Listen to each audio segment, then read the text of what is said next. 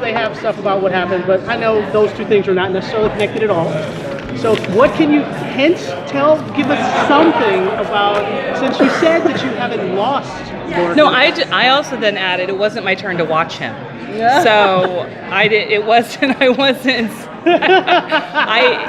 I turned around. No, the thing about Star Trek is there's so many possibilities for story. And, it's funny, every other show we've ever worked on, you look at the beginning of the season and you think, oh, we have to fill 22 hours. Oh, we have to come up with 13 hours. We have to come up with 15 hours. I don't feel that way on this show because there's so much story to be told. There's so many possibilities. So I would say that probably in season 2 so far, discussions of that particular thing has not come up, but that doesn't mean it won't come up still yet, and it won't come up in the future. I think our characters are having a little bit of a Lorca hangover. They were lied to, they were manipulated, and he was brilliant at it. And I think that they've got to get him out of their system for a little bit, but that is the beauty of it. You never say never, and people pop up on our show at the most unexpected of times. It's true. Yeah. So season 1 had this overarching Klingon arc and a character development arc, right, with Burnham. Are you going to do another overarching long arc in season 2? Are we going to see focusing more on Burnham again, or is it going to switch to another character?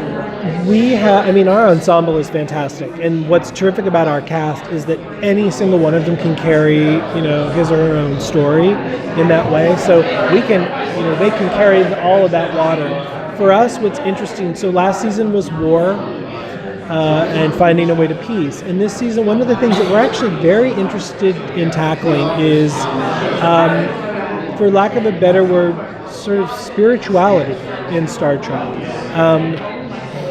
What is the role of serendipity versus science?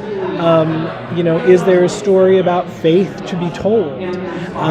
Leaps of faith. We're dealing with space. We're dealing with things that can't be explained. And you have a character like Michael Burnham who believes that there is an explanation for everything. So one of the things that we're very interested in is tackling that idea as it sort of rolls out. And it doesn't just mean religion. It means patterns in our lives. It means connections that you just can't explain. It's about who enters your life and who leaves your life, and sort of these indelible impressions that people make, and sort of a journey that you take, and you don't realize that along the way you gather things up that you need, and whoever could have expected that. So that's one of our biggest ideas right now, and it's threading through all of our characters' lives. And certainly in a world that has godlike beings, you'd think Star Trek would focus on that, but it definitely just seems to be kind of a blind spot so far. Yeah, it has. I think that was something that we found as an area that you could sort of talk about, and it's interesting now. We've talked about the Federation is an amazing organization, and how everybody's managed to come together and put aside differences, but that is one area that we just felt like hadn't necessarily been explored. And we also find for the show, when we get good debates just in the writer's room, or we get good debates just walking through by casting into the kitchen, when we're talking about it in a certain way, it tends to then many times lean into really interesting storytelling for the show. So what we love to present is always many different points of view. We're never wanting to say this is the one way things have to be at all times. We want to make sure that people are.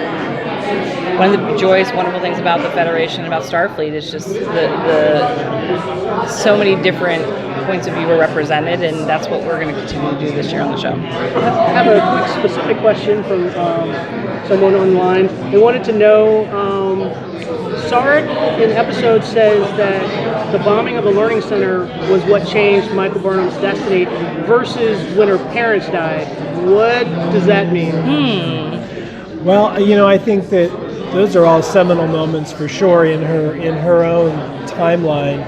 We're going to discover this season a little bit more about what happened after the Learning Center bombing. and there's some pretty big things that Michael took away from that, and there are some things we're going to uncover that sort of talk about not only what happened then, but what some of the ramifications are from that horrible terrorist event that was waged on this innocent child, and we'll see how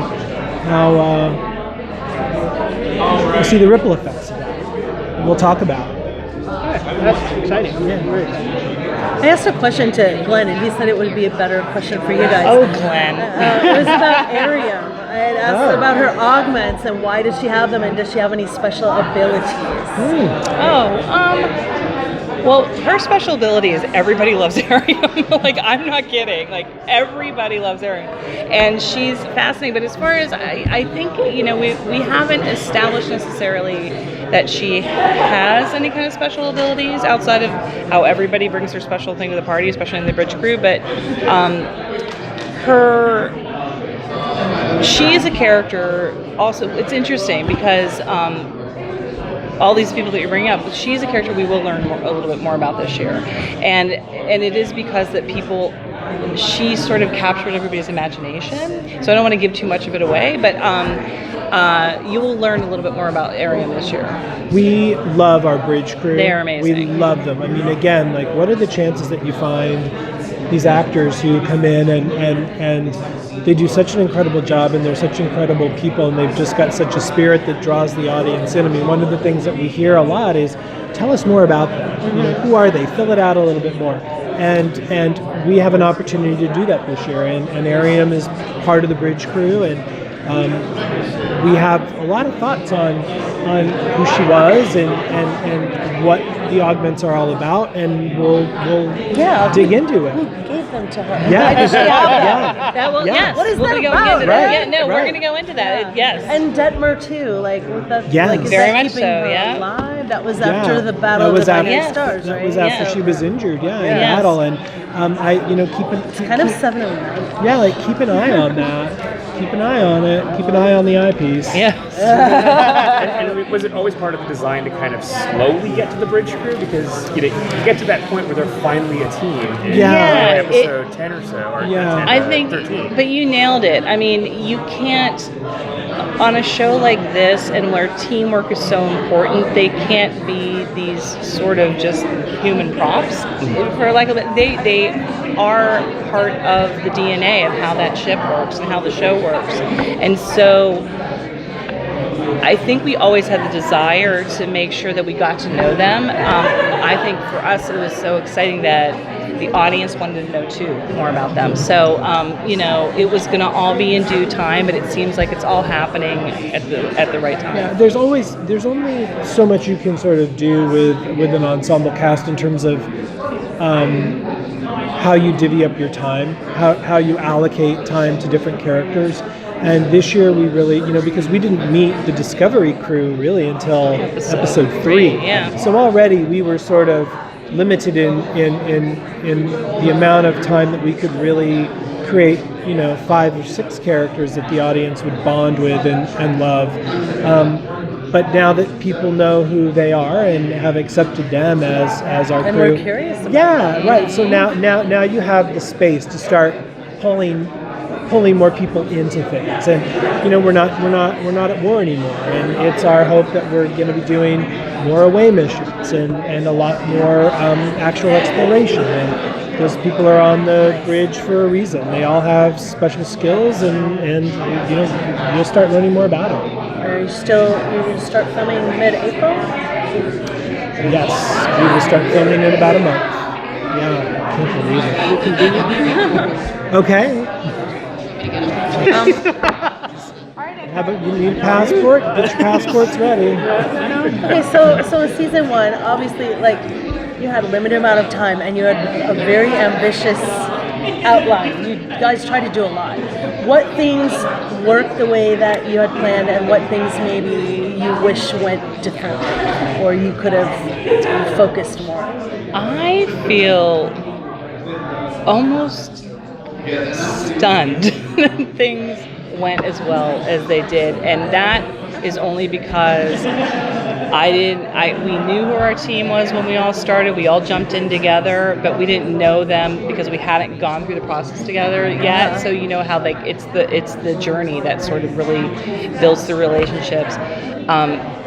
I've never met a group of people who are more about throwing in 110% than our crew, our cast, our writers, everybody.